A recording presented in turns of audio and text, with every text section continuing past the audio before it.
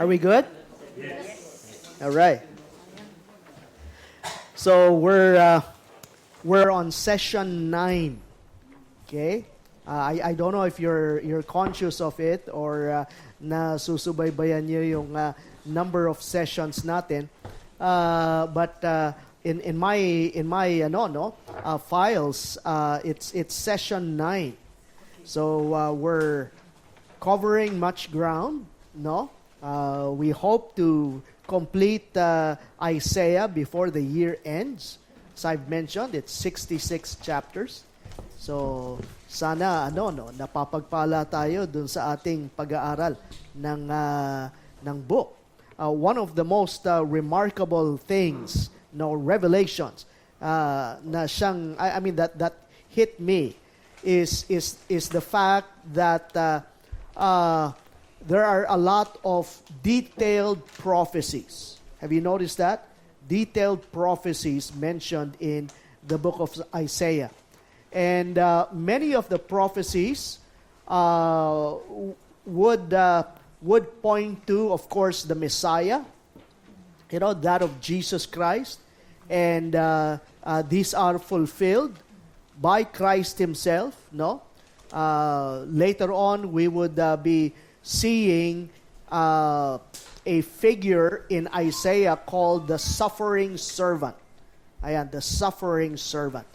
And once again, it's quite astounding how the Messiah is described in those prophecies, in detailed fashion. Tapos kung titingnan natin yung probability ng fulfillment nito. I mean, having so many details. Wow, that's an astounding thing, right? Another remarkable prophecy, not only dealing with the Messiah, are those prophecies dealing with the nations. Nations. He mentions Assyria, the kingdom of Assyria. Of course, they lived during that time, pero many of the things prophesied about Assyria, has to do with their own future. Hindi pa nangyayari. He also mentions Babylon. Remember that? And Babylon has not yet come into the forefront. No, it's not yet a superpower, a super empire. Not yet. Pero it prophesies. No, it prophesies the destruction of the southern kingdom. It prophesies about the destruction of Babylon as an empire. And then it talks about Persia. Of all things, Persia. Wala pa. Again, kung hindi masyadong kilala ang Babylon, mas lalo na yung Persia. And yet it prophesies in detail about this upcoming kingdom, who would then be used by God, to release the Jews from exile. Again, this is much into the future, hindi pa nangyayari during the time of Isaiah. And one of the things that grips me here is the reliability of Scripture. The Bible indeed is a reliable book. This is the Word of God. Not only does He use men, to write down His revelation, but the revelation itself comes from Him. It's divine revelation. And only God has the capacity to tell the future. Right? So sana nakikita natin yung reliability of Scripture and also the faithfulness of God. We'll be starting off with some discussion questions from last week. I hope you're ready for this. I also hope that you were able to read through Isaiah chapter 10. We're now in Isaiah chapter 10, beginning with verse 5, I think, and all the way to the end. And also, I've added another passage of Scripture that's found in 2 Kings chapter 19. Sana nabasa nyo rin yan. And that would prepare us for this evening's study. So let's come to the Lord in prayer. Let's all pray. Our Father, we commit ourselves to you. And we just pray that as we study your words, as we study the book of Isaiah, you would be the one to just speak closely to our hearts. Allow us, Lord God, to grow deeper in our understanding of your words and our understanding of your will for our lives. We pray that you would be the one to lead us in our study and grant us insight into the text, grant us understanding, and insight also as to how we may apply this, how we may put these principles into use for your glory and for your honor. So Lord, we entrust to you all these things in Jesus' name. Amen. Amen. Okay, let's begin with the discussion questions from last week. I like our pattern. Yung mga discussion questions prepare us also for our study. So from last week's study, sabi rito, no, the first item, in Isaiah chapter 9, 12, 17, and chapter 10, verse 4, there's a certain phrase that's repeated. Remember that? A phrase that is often repeated. And it says here, for all this, his anger is not turned away, but his hand is stretched out still. So that's repeated.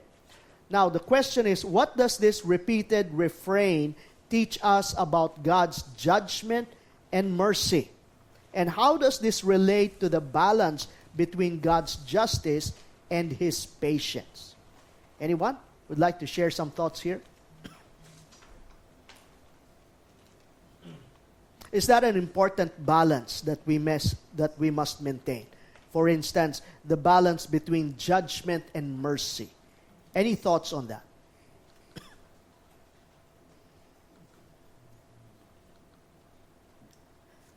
Yes. Thank you. Sorry, Mama. Parang yan siyang father na ang anak may kasalanan. Mm-mm. So, pinarusahan yung anak. But then,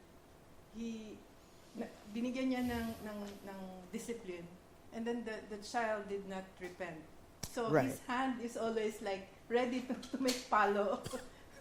That's right. Until That's right. the child acknowledge the sin. Mm-hmm. So I think that picture is so like God, that he gives a chance for people to repent.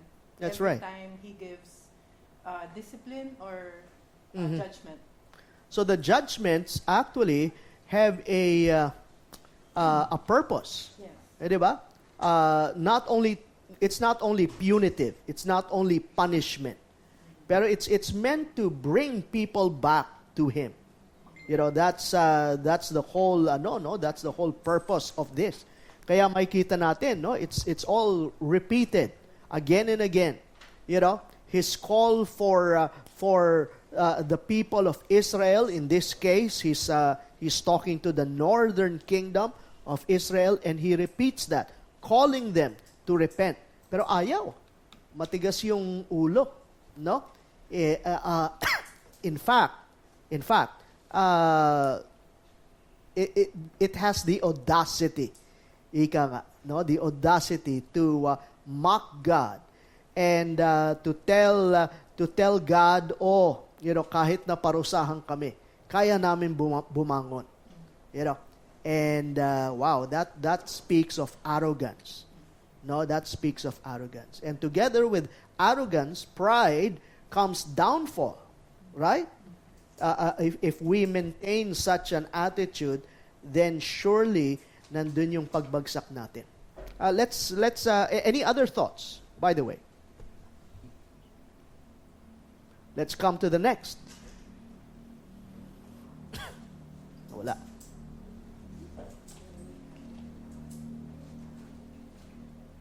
Yeah. Oops. Sumobra naman. Isaiah 9:9-10 describes Israel's arrogance. There you go. In response to God's discipline, as they boast about rebuilding stronger after devastation. Now the question is this: why is pride such a dangerous response to God's correction? And how might we identify and avoid a similar attitude of pride and self-reliance in our own lives when faced with God's discipline?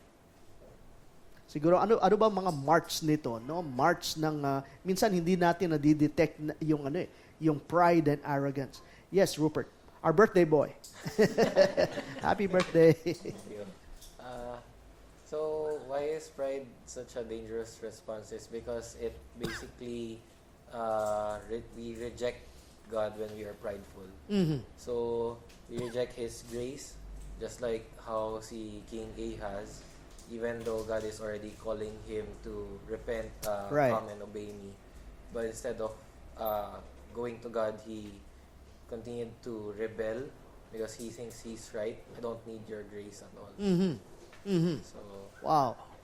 It's like this person, no? This prideful person, boastful person clenching his fist sa Diyos, no? Telling God, I don't need you. You know, I don't need your correction. I'm going to live my life on my own. Hopefully I don't know if you know of people like that, no? Pero may mga taong ganyan, di ba? And nakakatakot isipin kung ano yung mangyayari because of their mockery. Other thoughts? Yes. I think God is not surprised with that response as Oh, well. of course. Because in Exodus 32:9, talking to Moses, Mhm. he said that that nation, these people are stiff-necked Mhm. and that means arrogant. Right. So, and that's the reason why they perish in the wilderness and all that, Mhm. because they refused to obey God, to obey Moses, to the point na si Moses nawalan na ng pasensya sa kanila. Mhm. So they are really, as a nation, they are rebelling right. against God. So that is not something new, but so actually I have a question. Okay, sure. Because Israel is a chosen nation, so the discipline applies to them as a nation. Right. Collectively. Yes, of course. And if we bring this back to our situation, Mhm. is there a possibility that a believer would behave that way? Hopefully, it doesn't become a pattern for him. Can Christians fall into pride? Certainly. You know, can Christians fall into a pattern of pride? Yes, to a certain extent. No. Usually, pinapatay ng Panginoon yung mga ganyan. Is that the sin unto death? Something like that. No, something like that. Pero, as you know, a Christian ought to exhibit humility, right? That's one of the changes, the transformation that takes place in his life. He acknowledges his need for God. He acknowledges his sinfulness before God, and he repents of it, and he puts his faith in Jesus Christ. Now, the repentance part is not only once. Minsan akala natin, minsanan lang yung repentance. You know? But it becomes a way of life for the Christian. He can sin, yet part of his lifestyle is that of a lifestyle of repentance. Ayan. You know? So, I would say that's what differentiates Christians, from non-believers. You know, you talk about non-believers, I mean Christians and non-Christians sin, don't we? You know, and yet we see that non-Christians do not have this sense of sorrow for their sins. Siguro yung pinaka sorrow na nararamdaman nila is because of the effects of their sins. O di kaya pag nahuli sila, sige, hindi na ako mangangaliwa or something like that. Hanggang doon na lang yung sorrow. Pero true sorrow leads one to repentance. A Christian's hurt stems from the fact that he has offended God. Ayun. So that would be the difference. Other thoughts? Yes, Rupert. Addition, Sure. this reminds me to Please. the verse in James chapter 4, verse 7 to 8. 6 to 7, sorry. Which says? Until 8, sorry. Okay. But he gives more grace. Therefore, it says, God opposes the humble, Yes. but gives more Grace grace to to the humble. Mm. Submit yourselves therefore to God. Resist the devil, and he will flee from you. Draw near to God, and he will draw near to you. Cleanse your hands, and you sinners, and purify your hearts, you double-minded. Right. So I think that would be my answer on the second question. How might we identify and Yeah. avoid similar attitude? Mm. Ganda, no? That principle, no, na binanggit sa James, actually is a principle that covers the entire Scripture. Right? We see that. We see that God opposing the proud, sabi ron, and giving grace to the humble. So we see that all throughout Scripture, especially here in Isaiah, as the prophet calls the people to repent of their sins. Let's come to the next, number 3. By the way, for those of you who have come, we're just dealing with the question from last week so that we can review and prepare for tonight's lesson. So in Isaiah chapter 9, 14 to 16, God condemns the leaders of Israel. Focus dito yung mga leaders, no? Not only the civil rulers or the secular rulers, but also the spiritual ones, both elders and false prophets. For what? For leading the people astray. Ayan. So here comes the question. What responsibility do leaders, both spiritual and societal, have in guiding others towards righteousness? And how can we ensure that we are discerning and following godly leadership in our own lives? I have a question. Yes, sure. In their setup before, I think there's no issue in who is responsible because they have the religion and government is one for them. More or less. Yeah, more or less.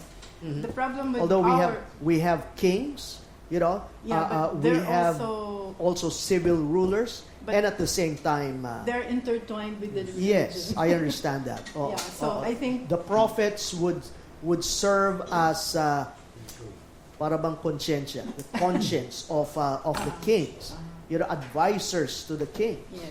right? But in our context right now, government is totally separate from Detached. religion. Yeah, religion. So how do we expect our secular rulers to behave in a godly way when we know that they're not Christians? Oh, that's tough. That's tough. Because we can't impose our Christian values on them. Yeah. However, we can we can educate our people with regard to, let's say, sa ating sa ating democracy, democratic country.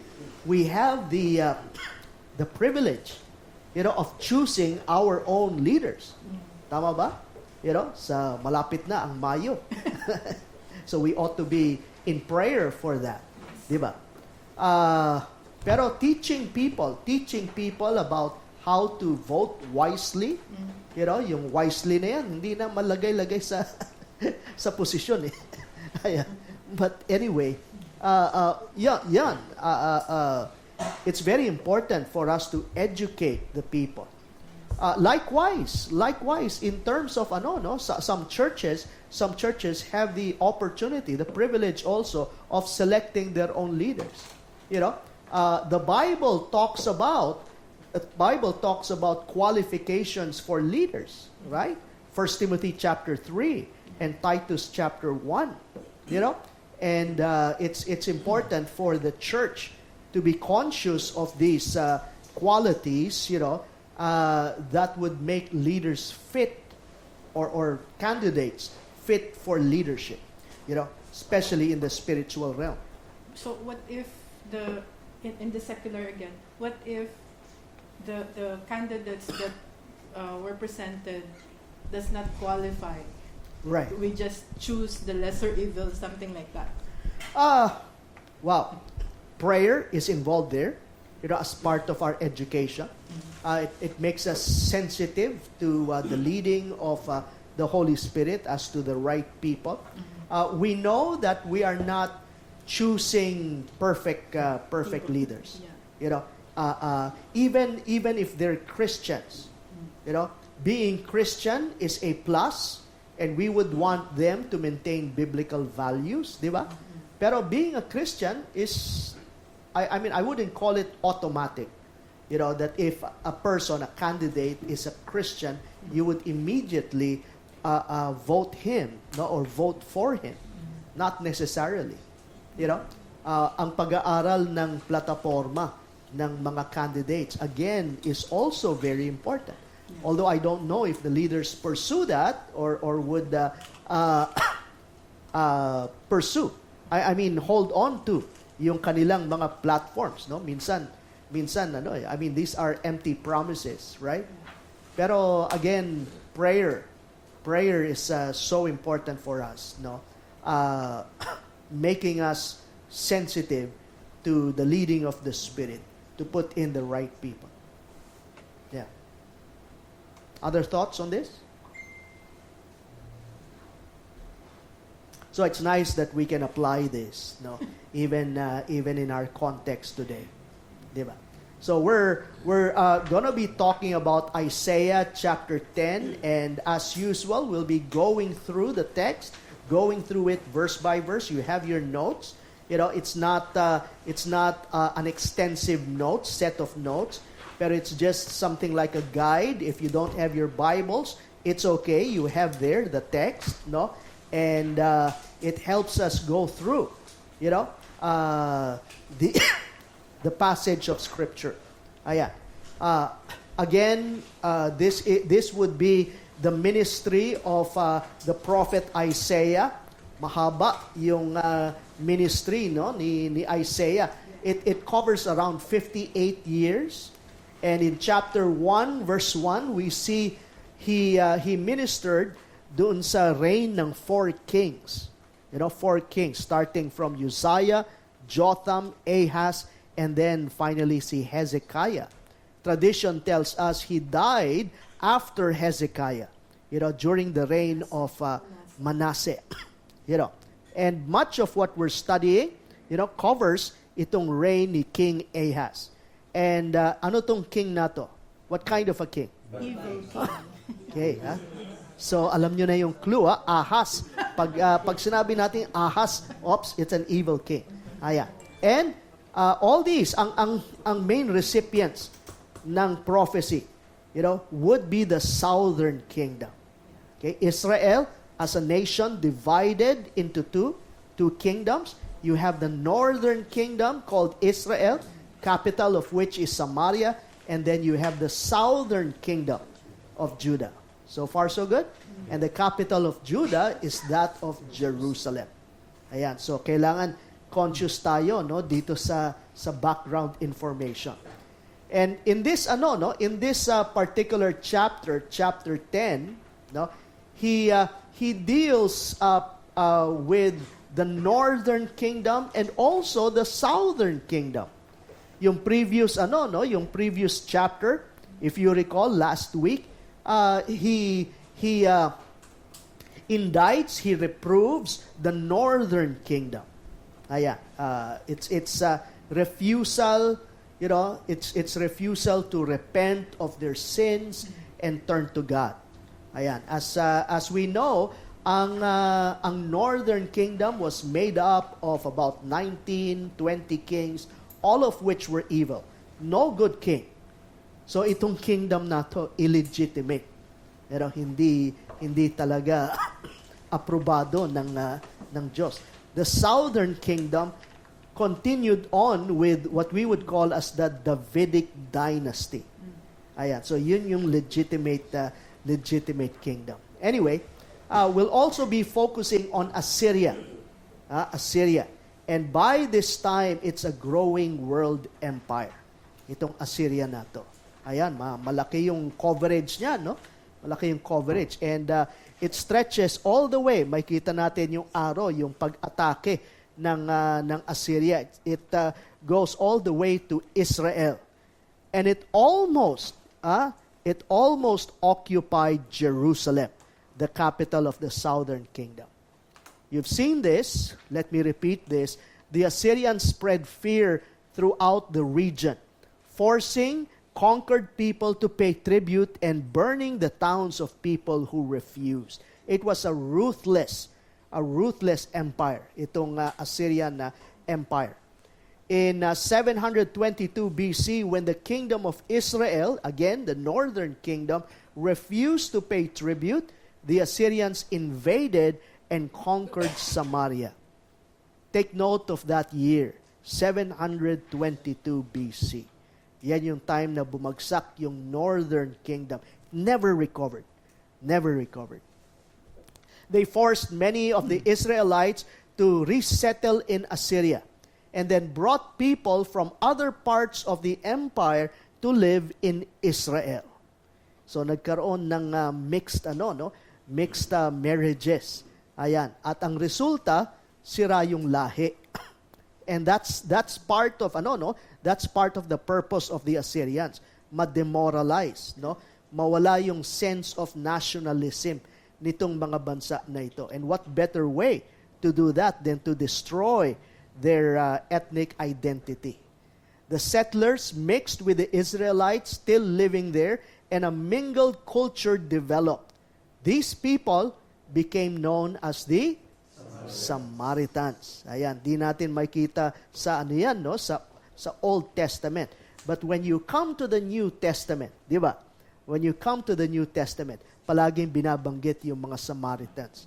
Remember in some parables, ni Jesus Christ, he would mention Samaritans. At may animosity between Jews and Samaritans. So when Jesus Christ would talk about loving your neighbors, ang ginagamit niyang mga examples, Samaritans. Ayan.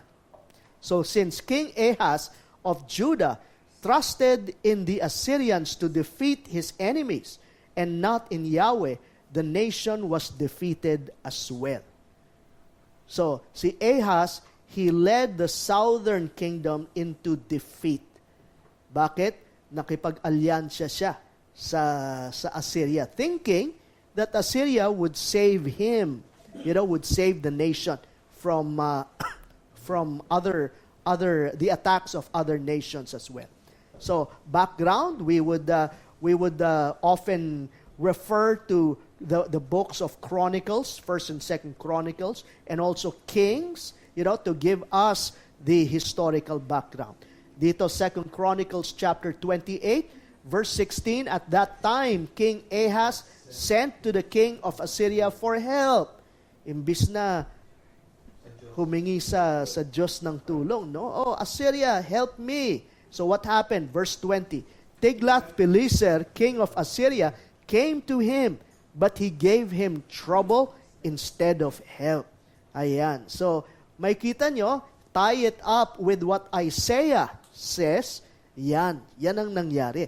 Yan yung sakit ng ulo na dala nung alliance, nitong Judah with that of Assyria. So, we continue to read verse 5, It says here, the instrument of destruction. Sabi yon, woe to the Assyrian. Woe to the Assyrian. So somehow this is a message about Assyria, the empire, na kinapitan ni Ahaz para tulungan siya. Pero notice what it says. Assyria is the rod of my anger. Isn't that interesting? When Isaiah says, Assyria is the rod of my anger, in whose hand is the club of my wrath. What does that mean? Instrument? And it speaks of what? What about God? God using tools or instruments Okay. to judge people. God is not so particular as to whom He would use, right? He would even use evil people such as the Assyrians in order to accomplish His divine purposes. Diba? Minsan, we relish the thought that God is using us. But bear in mind, He can use, evil things, evil people, evil nations, in order to accomplish His purpose. So this refers to God's instrument of punishment. He used the cruel nation of Assyria to punish Judah for her rebellion. So ginamit ang Assyria bilang pamalo sa Judah. It may bring us to confusion at times. What do I mean by that? Parang, why would God use evil people in order to accomplish His purpose? Diba? Now, I don't want you to think that God is the author of evil or God pushes people to do evil. He doesn't do that. He's never the author of evil. Gusto ko lang i-emphasize that. Pero, alam natin na He uses even the mistakes, He uses even the sins of people. The sins of people do not thwart the plans of God. Cannot. Hindi nagugulat ang Diyos. But even the evil of people, the wickedness of people, their sins ay within the sovereignty of God. Are you following? It's within the sovereignty of God. And so here we see the Assyrians being used. Sabi rito, I send him, referring to the rod, referring to Assyria, I send him against a godless nation. Wow. He calls Judah, what? A godless nation. Now, this is His nation. These are His chosen people. And yet, He calls them godless kasi they went after other gods. I dispatched him against a people who anger me, to seize loot and snatch plunder and to trample them down like mud in the streets. Ayan. Yan ang paggamit sa Assyria. God is using Assyria as His rod of discipline against Israel. Which means God can use even a wicked nation to accomplish His divine purposes. Something na we can note down as a principle. But this is not what He intends. Once again, who's the He? God. No, not God. Who's the He? The He there is Assyria. Yung ginagamit niyang rod. The He has other intentions. Get this. Ano yung intention niya? The Assyrians had another purpose. It intended to totally annihilate its enemies. So ang purpose ng Assyria talagang i-demolish, to defeat Judah. That was his purpose. But this is not what he has in mind. His purpose is to destroy, to put an end to many nations. Pero hindi yon ang layunin ng Diyos para sa kanya. The discipline that God intends to inflict on Judah was simply meant for Judah to come into repentance, to come back to God into repentance. Hindi niya intensyon to totally demolish the nation. The Assyrians acted as if it were God who determines the fate of the nations. Maangas talaga itong Assyria. Notice what Assyria declared. Notice yung yabang, yung angas nitong nation na to. Are not my commanders all kings?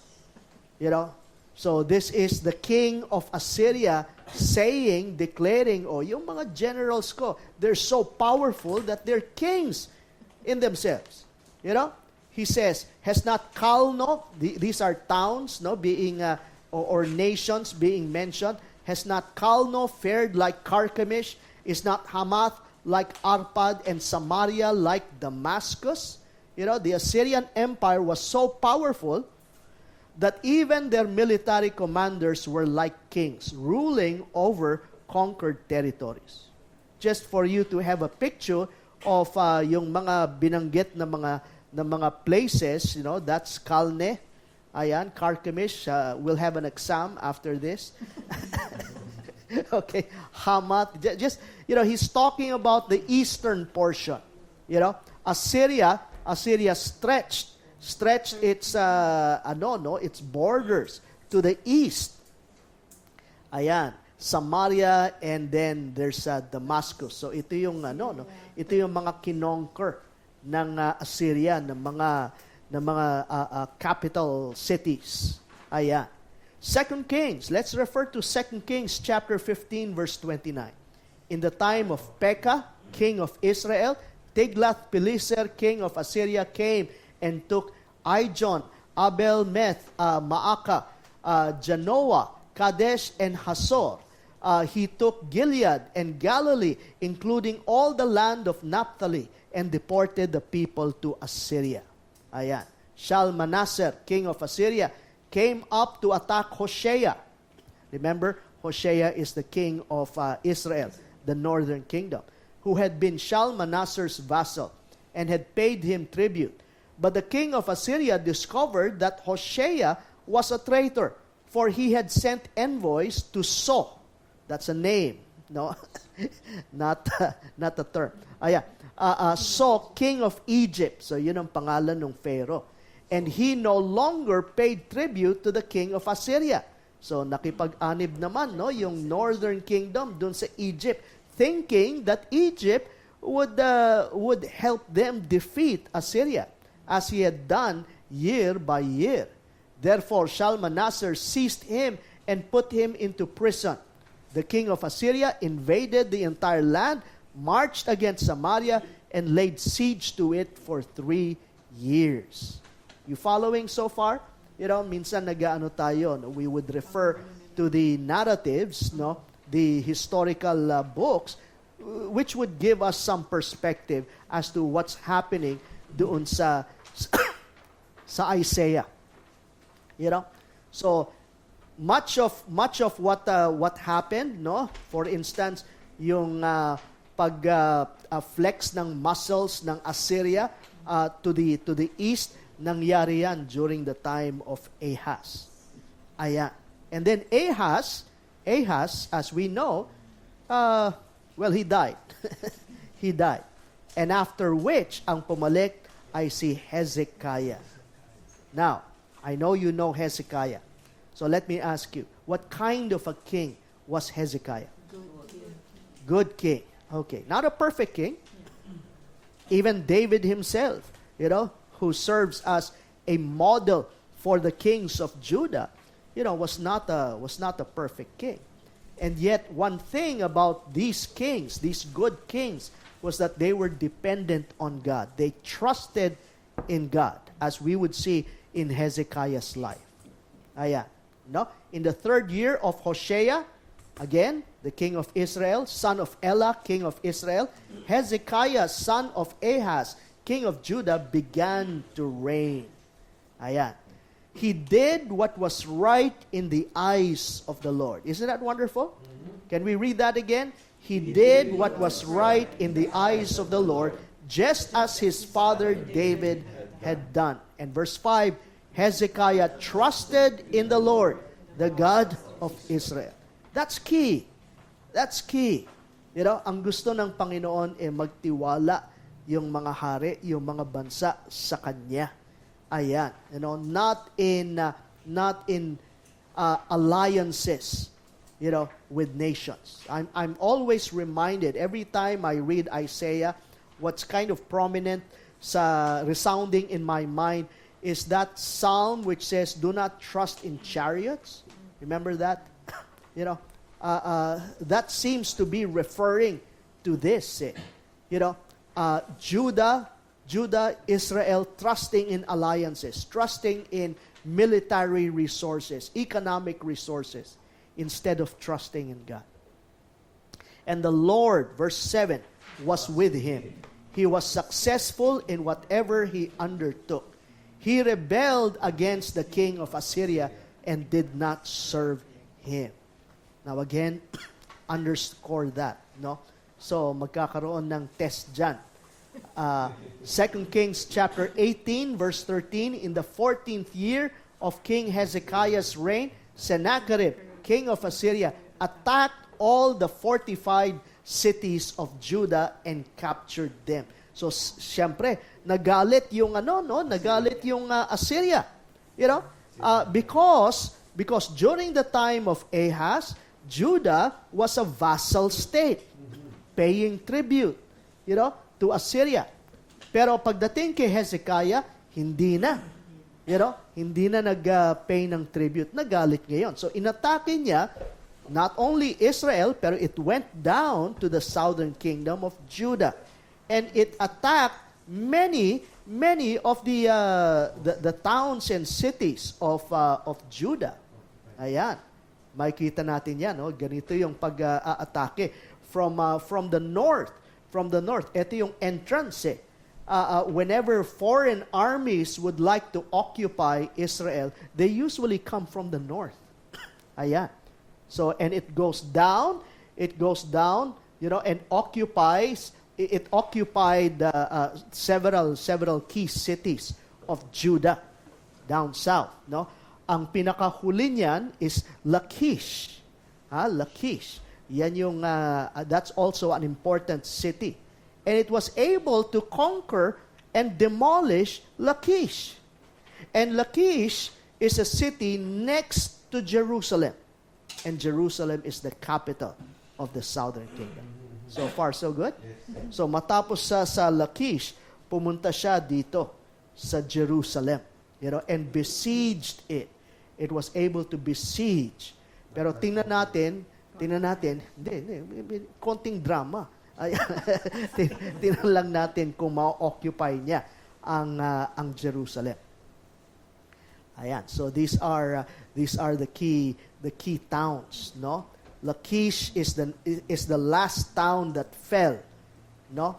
The last city that fell before Jerusalem. Now let's watch this.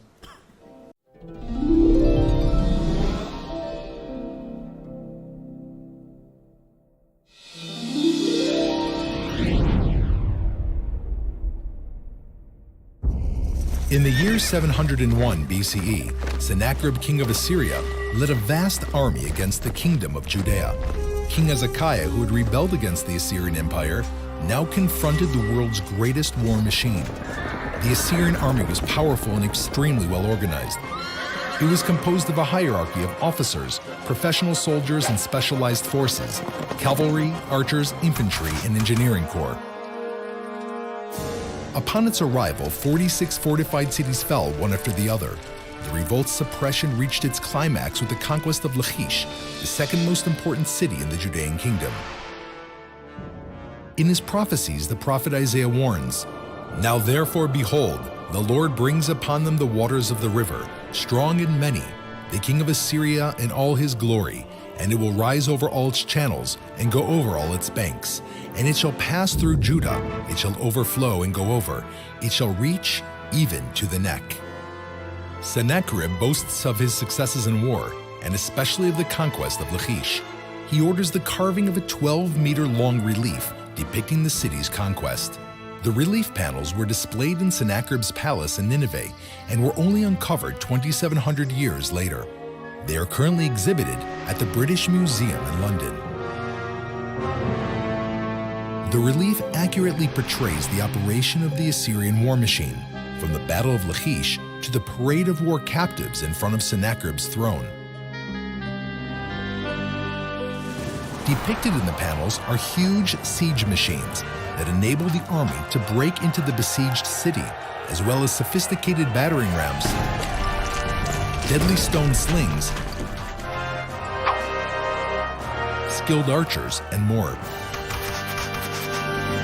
They also depict psychological war tactics employed by the Assyrians to dishearten the Jewish warriors, such as displaying captives impaled on wooden spikes, skinning of live prisoners, and other horrific forms of torture. Despite all of these, the residents of Lachish fight valiantly. They are shown throwing flaming torches, chariot wheels, and anything they could lay their hands on at the heads of the Assyrian soldiers. Their efforts are to no avail, and the residents of Lachish that survived, mainly women and children, and all the spoils of war that were plundered, were exiled and forced to march humiliated before King Sennacherib as he sat reviewing them on his throne. In the relief above Sennacherib's head, there is an Akkadian inscription explicitly referring to the conquered city of Lachish. Sennacherib, king of the universe, king of Assyria, sits on a throne, and the spoils of Lachish are paraded before him. Now that Lachish has fallen, the Assyrian army marches onward to Hezekiah's city, Jerusalem, capital of Judea.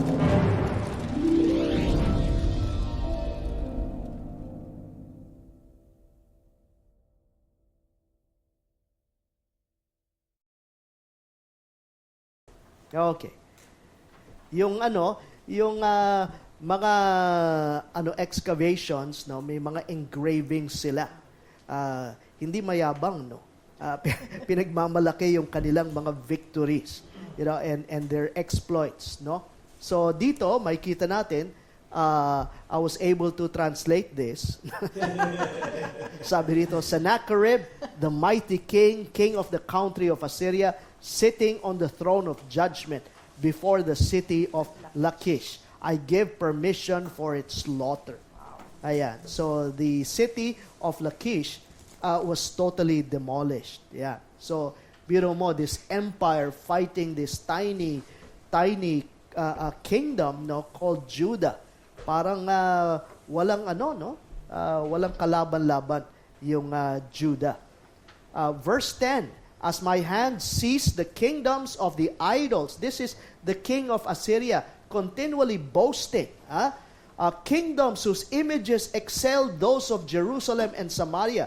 Shall I not deal with Jerusalem and her images as I dealt with Samaria and her idols?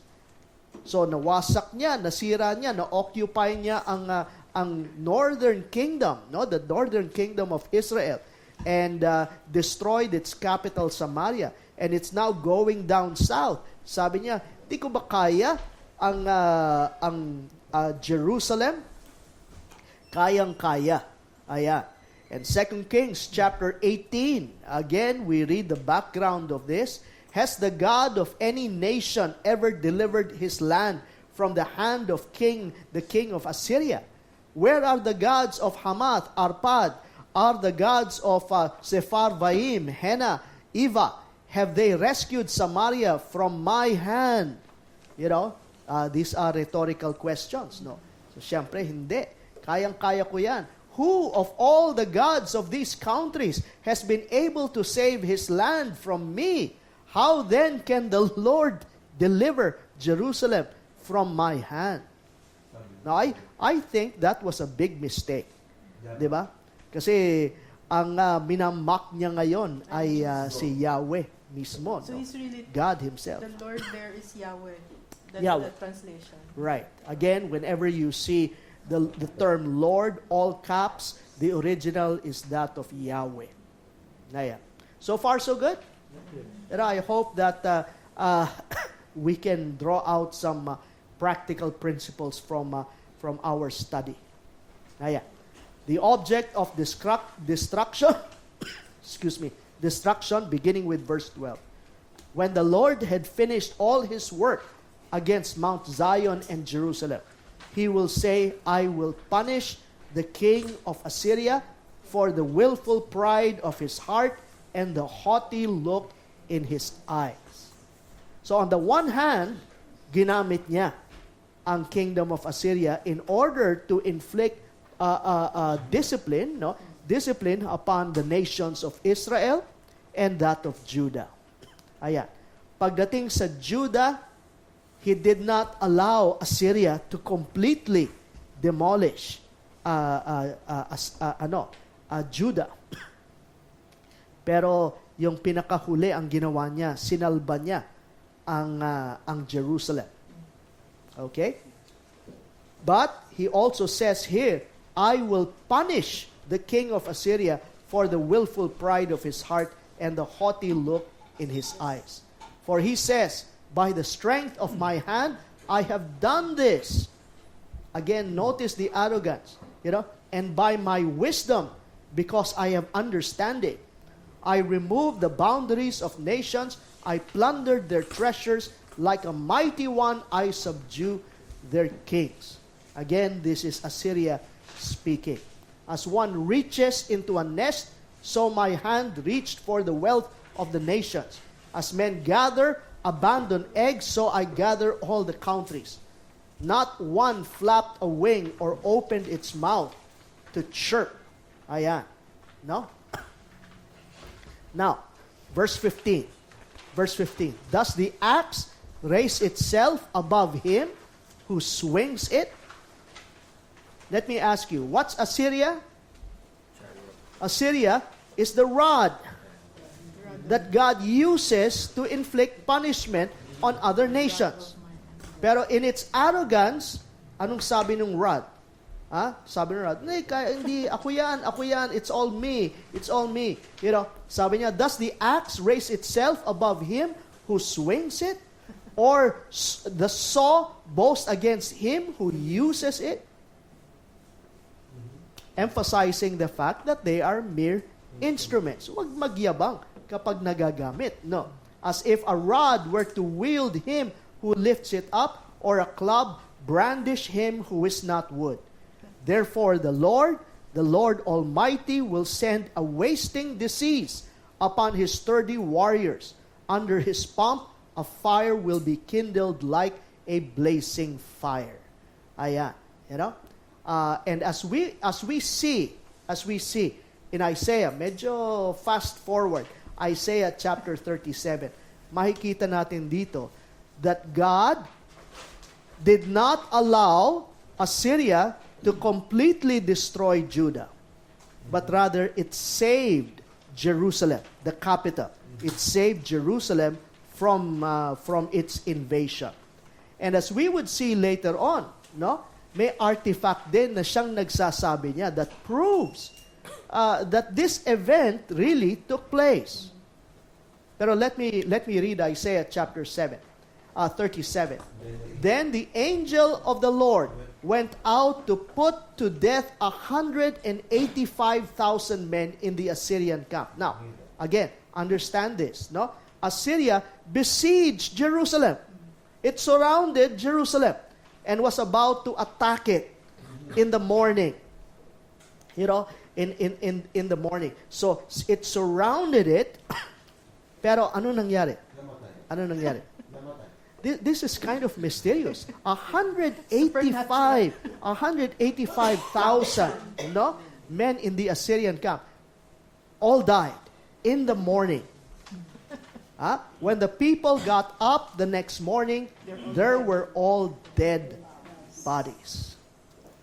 So at least we have a glimpse of how the Lord, saved Jerusalem.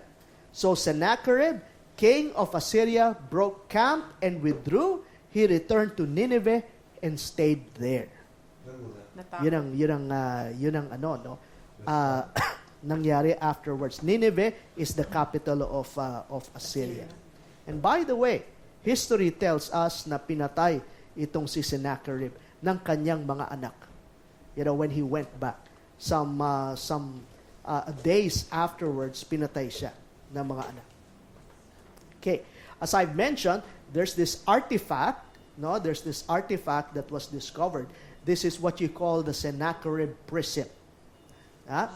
And it talks about the exploits of Assyria. Sabi ko nga, pinagyayabang ng Assyria yung kanyang mga victories, over Israel, over Judah, the various cities in Judah, pero it doesn't mention Jerusalem. Well, it does mention Jerusalem. It mentions that it besieged, it surrounded Jerusalem, pero it never says that it occupied Jerusalem. Again, this is archaeology, supporting the biblical text. The biblical narrative. This part of the cuneiform refers to Hezekiah, king of Judah. It begins line 11 from the top of one of its sides. Ito yung nakasabi. Sennacherib prism is a clay prism inscribed, hindi pala ito yung nakasabi. Scribed with cuneiform script that records the military campaigns of King Sennacherib. The prism's account of Sennacherib's invasion of Judah closely matches the biblical record found in 2 Kings chapter 18 to 19. That's why I ask you to read 2 Kings chapter 19. And Isaiah chapter 36 to 37 and 2 Chronicles chapter 32. Both accounts confirm that Sennacherib's attacked Judah and laid siege to Jerusalem. However, it never claims that Sennacherib conquered Jerusalem, only that he surrounded it. This matches the biblical account, which says God miraculously delivered Jerusalem by destroying the Assyrian army. If Sennacherib had won, hindi kaya maipagyayabang yan? Certainly, it would. It would. If Sennacherib had won, he would have boasted about it as he did with the other cities. Ayan. So, we continue on with verse 17. The light of Israel will become a fire, their Holy One a flame. In a single day, it will burn and consume his thorns and briars. Now, this is a prophecy about the destruction of the empire of Assyria. How in the world would Assyria ever be overthrown? Lakas-lakas niya, no? Pero yan yung yan yung prophecy sa Assyria, mas isira. And God will be the one to destroy Assyria. The splendor of his forests and fertile fields, it will completely destroy, as when a sick man wastes away. And the remaining trees of his forest will be so few that a child could write them down. Ayan. In other words, God himself, who gives life, guidance, and protection to Israel, will bring down judgment in a swift and decisive act of destruction. The Assyrian army, once strong, will be burned up like dry weeds. And of course, it was partially fulfilled. This was partially fulfilled during the massacre of the 185,000 soldiers, Assyrian soldiers. Pero ultimately, Assyria was defeated by Babylon, an emerging empire. An emerging empire. It defeated Assyria. Ayan. And later on, Babylon became a world empire itself. But that's another story. Okay? So far, so good? Any thoughts? Please feel free to share your ideas, your insights. Yes? We can right now, we can relate it to what's happening in Israel. Like the story of the pager. The story of what? The pager. The pager. Yeah. Yung nangyari sa Hezbollah na they were, a lot of them were... Sige, may kwento. Please. I don't know about that. Really? Kasi, di ba, they have this war in the north against the Hezbollah that they're saying that this army is very powerful, supported by Iran. And suddenly, in just half a day, the pager went, like, there's a virus exploded to everyone in the Hezbollah camp. Okay. They're not they're not basically dying, but their capability was really taken out. Okay. Because of the pager exploding in their bellies. And so that's is that more miraculous? Or it was planned, something but like who can, technology?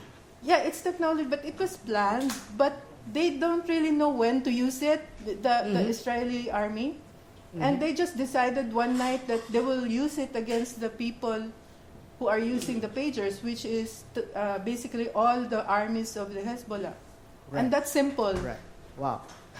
Wow. Nobody can Yeah. think about it because it's like parang normal lang naman yan siya eh. Why would you put in an explosive in a very very small pager?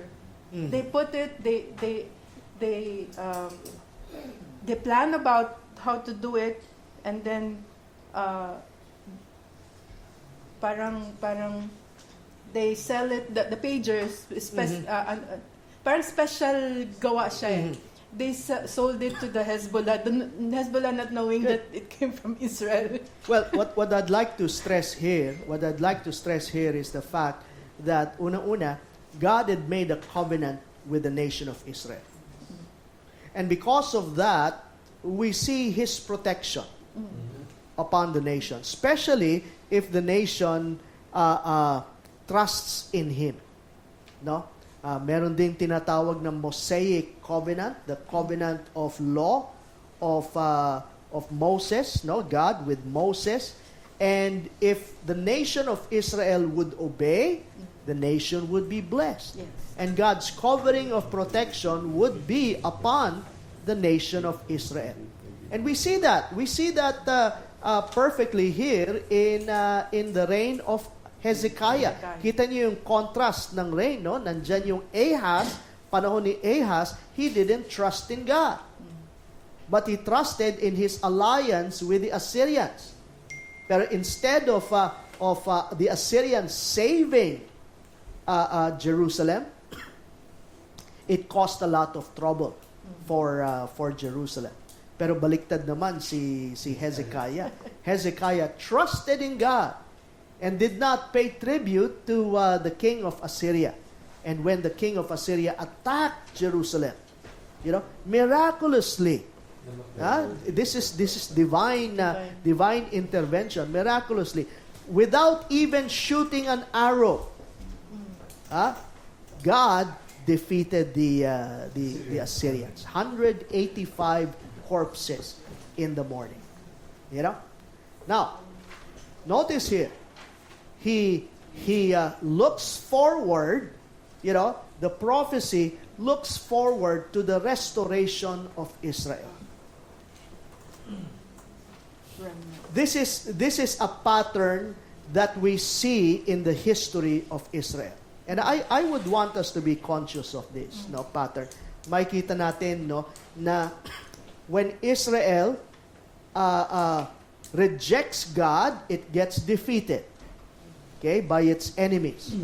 But then afterwards, a small group of people, what we would call a remnant, would return back to God.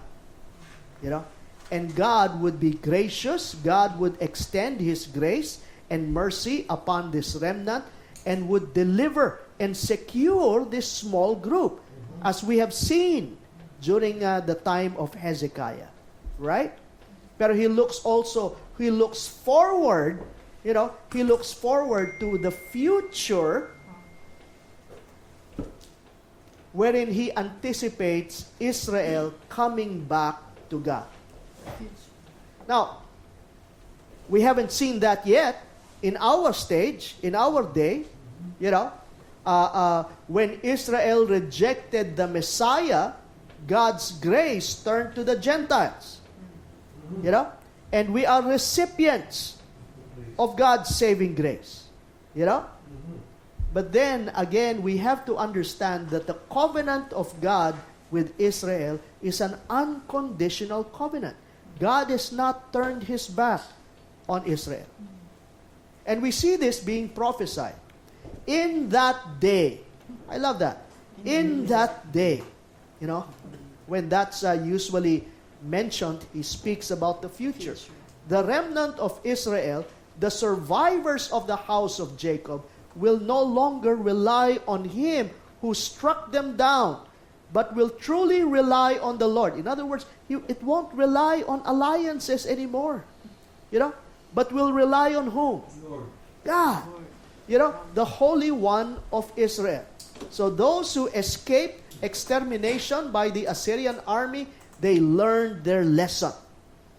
No longer should they trust man for deliverance, as Ahaz and Judah did before the Assyrian takeover, but trust in Yahweh alone. a remnant will return. Now take note of that. He mentions that term, remnant. God will preserve a small number of faithful Israelites who will survive and return to Him. A remnant will return. A remnant of Jacob will return to the mighty God. Again, so far so good? Let me elaborate this some more and put it into the New Testament perspective. Kasi ginamit ito ng New Testament. Yes. He talked about it, especially in the writings of Paul in the book of Romans. He talks about a remnant that will come out in the future. Again, we live in a day and age wherein Israel is rebelling against God. Don't ever think that Israel is following God. It has rejected the Messiah, right? And we wonder, tapos na ba ang plano ng Diyos sa Israel? But we see the promise of a remnant coming back to the Lord. The New Testament applies this verse to the salvation of Jews who believe in Christ. A final remnant of Israel will turn to Christ at the end of history. Sabi ko nga, palaging bumabalik. That seems to be the cycle of Israel. He would reject God, be disciplined by God, defeated by the enemies, but then he would cry out in repentance and come back to God. Seems like the story of our lives as well. Diba? So notice what it says in the book of Romans. Basahin natin, all together. Romans chapter 11, verse 5, and then we jump to verse 26. All together. So too, at the present time, there is a remnant chosen by grace. So take note of that. There's a remnant. He's talking about Israel here. Ang tanong ano na? Paano na? Parang inetsepwera na ng Diyos ang Israel. What's gonna happen? So Paul explains, there's a remnant being prepared. And then we jump to verse 26, all together. And so all Israel will be saved. Now, when it says all Israel will be saved, he's not talking about every Jew will be saved. Of course not. There will still be some who would reject. But what he's saying, all true believers, all true Israel will be saved. In other words, not all of Israel are true Israelites. What do you mean by that? Not all Israel are true believers. Not because you were born as an Israelite, automatic that you're saved. It's not true. But only if the Jew would put his faith in the Messiah, in Jesus Christ, just like us, di ba? Then they would be saved. And so all Israel, all true Israel, will be saved. As it is written, the deliverer will come from Zion. He will turn godlessness away from Jacob. So, again, verse 22. Though your people, O Israel, be like the sand by the sea, only a remnant will return. Bagamat kakaunti, pumabalik naman. Kahit kakaunti. Destruction has been decreed, overwhelming and righteous. The Lord Almighty will carry out the destruction decreed upon the whole land. So despite Israel's great population, only a small portion will survive and turn back to God. This is what happened during the attack of the Assyrians, of Israel and Judah. Only a small group of people returned back to God and were delivered. And likewise, in the future, only a small group of people will return back to God. So far, so good? Yes. This was true in the Assyrian invasion. Babylon exile, and in the time of Jesus. God preserves a remnant through His mercy. Therefore. Questions? I just want this to sink into our minds. God is somehow revealing to us His redemptive plan. And that includes Israel. That includes Israel. Any points of clarification before I continue? Okay, we move on. Therefore, this is what the Lord Almighty says. O my people who live in Zion, do not be afraid of the Assyrians, who beat you with a rod and lift up a club against you, as Egypt did. Excuse me. Very soon, my anger against you will end, and my wrath will be directed to their destruction. Tutuwa naman ako na ang galit ng Panginoon, it only lasts for a time. Remember that? The Lord Almighty would lash them with a whip, as when He struck down Midian at the rock of Oreb, and He will raise His staff over the waters as He did in Egypt. In that day, their burden will be lifted from your shoulders, their yoke from your neck, and the yoke will be broken because you have grown so fat. Here we have a description, of Assyria's attack and judgment. Again, isn't it marvelous how detailed the prophecy is concerning the destruction of Assyria? This may have happened during their time, but this is prophecy. This is prophecy of the near future. Apparently, it hasn't happened yet during this time. They entered Ayath.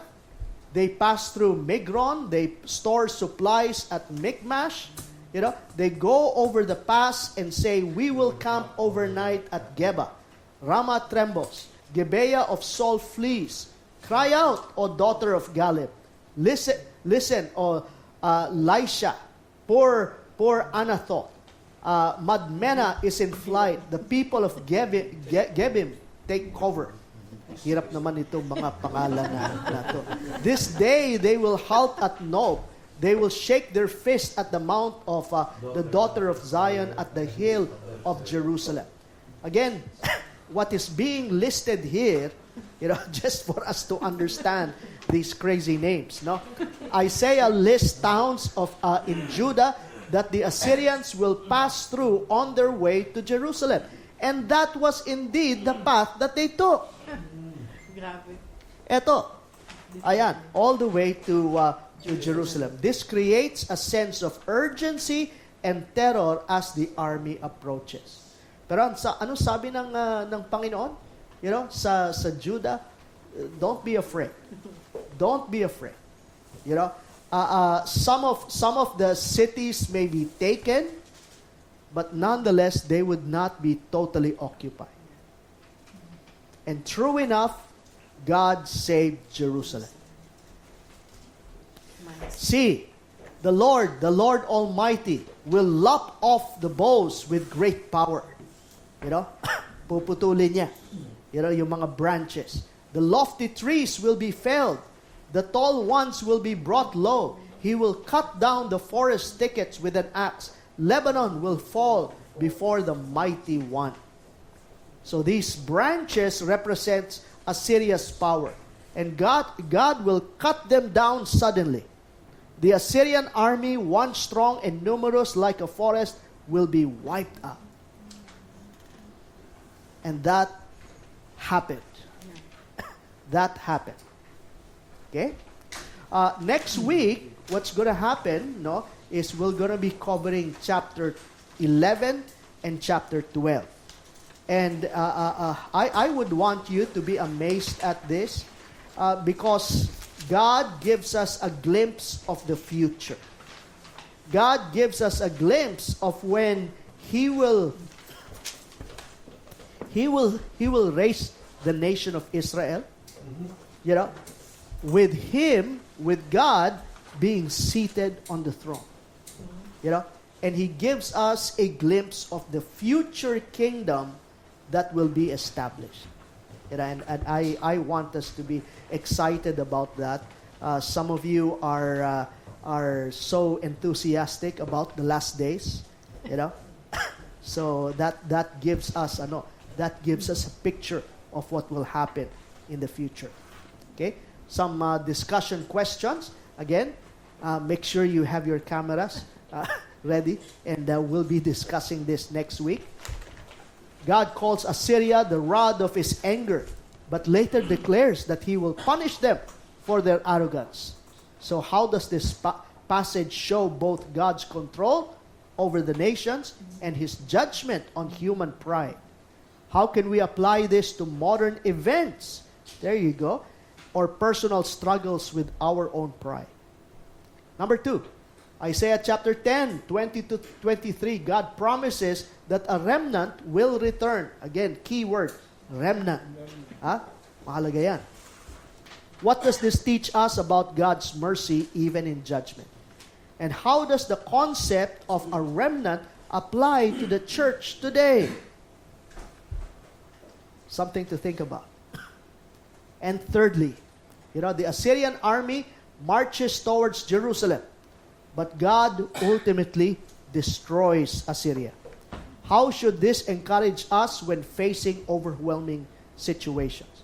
How can we develop greater trust in God's protection and plan? Any thoughts before we close? I'd like to hear your thoughts. Yes. Yes. Sorry, more on question. Sure. I didn't really understand the path that they took.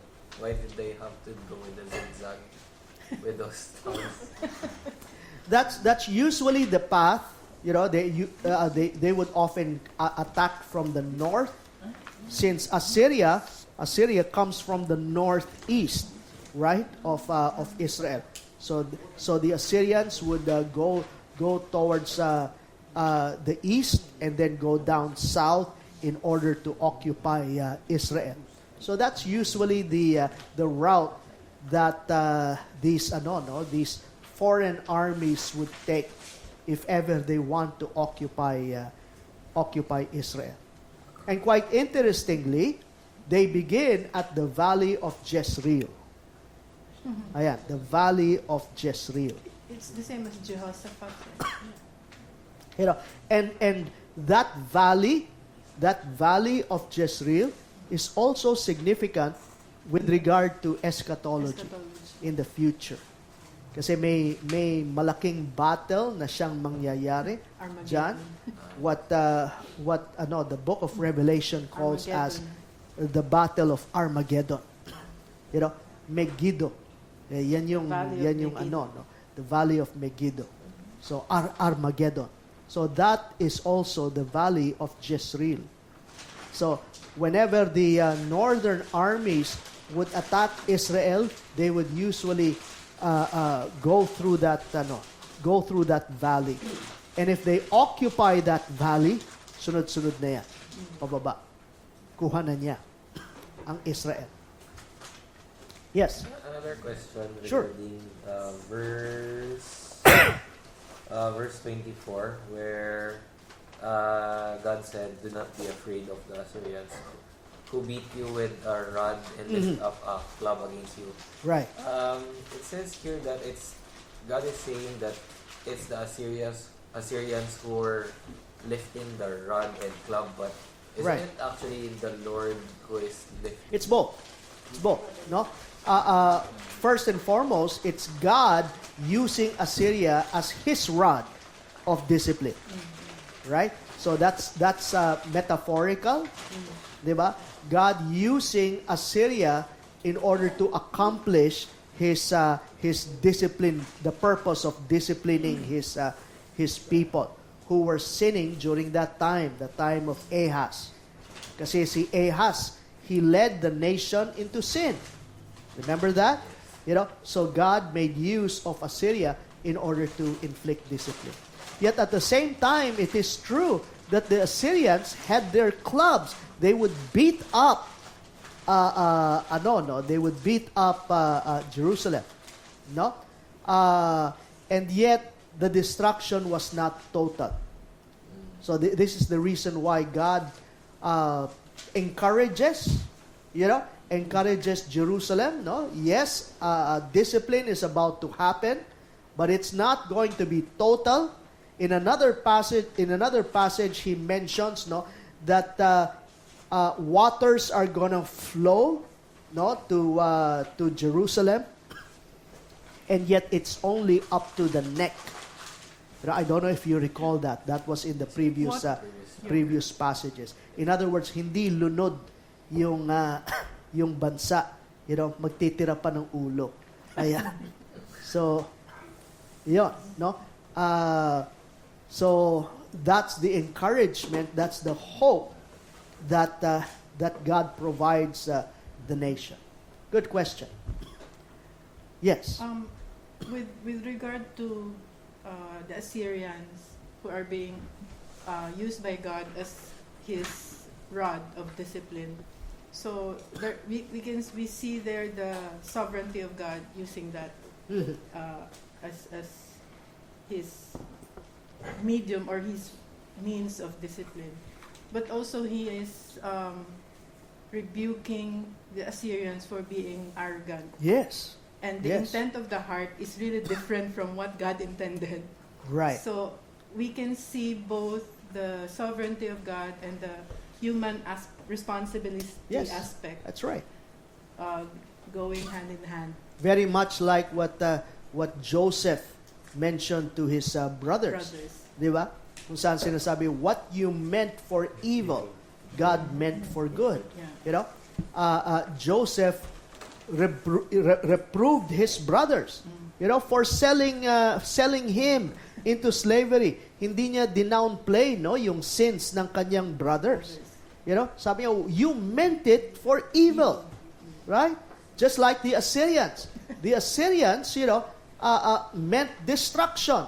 They intended to destroy, but God was using them in order to accomplish His purpose, not to destroy, but simply to discipline His people and to bring them to repentance. Good. Thank you for that. So that's a balance that we see. Pero mahalaga yung one of the most outstanding qualities that we see, attributes that we see about God, is His sovereignty. God is in full control of all things. And that gives us comfort, doesn't it? I don't know about you, pero it gives me comfort knowing that I may be confused about what's going on. I may not have all the answers to the crises that are going on, but I know that God is in full control. Remember Isaiah chapter 6? We went through that before, wherein the king just died. Remember that? Uzziah just died. And then all of a sudden, God gave Isaiah a glimpse of his position. Makita natin dyan, God was sitting on the throne. I love that. No shock there, no surprise. Hindi nahuhulog sa trono ang Diyos, no. Hindi niya sinasabi, nangyari yan? Talaga? Nothing of that sort, but He was in full control of all things, and the angels were worshiping God. And that's a good picture. That ought to be the way we look at God during our times of crisis and confusion. So, Di ba? parang in that situation, in this situation with the Assyrian king and Israel and Judah, so parang we can see that God is in control, and it's good because He sees kung sino yung sumosobra. So He punished those people even if ang intention niya is to discipline the other one, He punished also those people na ginamit niya kung That's right. sumusobra na sila. That's right. So, walang unjust. Walang injustice. No injustice whatsoever. You know, whenever God inflicts His judgments, we can rest assured that His judgments are always righteous. You know, hindi niya nilalabag yung kanyang righteousness. Okay? Good. Wonderful thoughts. Other thoughts? Questions? Perhaps? Sa remnant. What about? I think yung remnant na concept is running all throughout the scripture. Mm-hmm. Kasi there's always, even in the flood, there's always that 8 people. Palagi nagtitira ang Diyos. Nagtitira talaga. Oo. That's right. Yun nga lang, You know. this time, maybe hindi lang 8 people. Oo. Kasi no? Again, this is part of the covenant being unilateral, no, or being unconditional. Yes. Again, when we look at the biblical story, have in mind the covenants of God. That's why we began with that. You know, if you recall, we began with the Old Testament survey and looking at the various covenants. Kasi significant yun eh. You know, the covenants of God with Israel is an unconditional covenant. Ibig sabihin ng unconditional covenant, nakasalalay sa kanyang faithfulness, yung katuparan ng mga promises na binibigay niya sa Israel. Despite or irregardless, you know, of the of the sin of the other party. Yes. Tutuparin niya. At bahagi ng kanyang plano is that of sending the Messiah. Now, if He totally obliterates them because of their sins, hindi matutupad yung kanyang pangako. Kaya palagi nagtitira. Noah, nagtira ng 8. Di ba? Na afterwards, yung mga Israelites, kapag nagkakasala, there's a remnant that comes back. You know? And even at the end of time, when we see Israel turning its back on God, rejecting the Messiah, there's still going to be a small group of people returning back to God. And that's going to take place in the future. Okay? So I hope this gives you that perspective of what's going to happen in the future. And next week, kindly read Isaiah chapter 11 and chapter 12. So we'll be covering 2 chapters by that time. Kasalanan. Let's pray. Our Father, we thank you so much for tonight, for your words, which is so remarkable, so amazing, Lord, especially as we see the details of prophecy being fulfilled. Thank you, God. That shows us how reliable Scripture is and how faithful you are in fulfilling your promises. Thank you, God. It causes us to trust in you more. And thank you also that we see you as one who is sovereign, the God who is in full control of all things. Thank you for the comfort that this brings us. Because in spite of our own crisis, things that we do not understand, we know this. One thing is true. You are in full control of all things. And that gives us peace. Lord, teach us to trust in you during our own difficult moments. So we thank you for tonight. Dismiss us with your blessings. All these things we pray in Jesus' name. Amen. Amen. Amen. God bless you.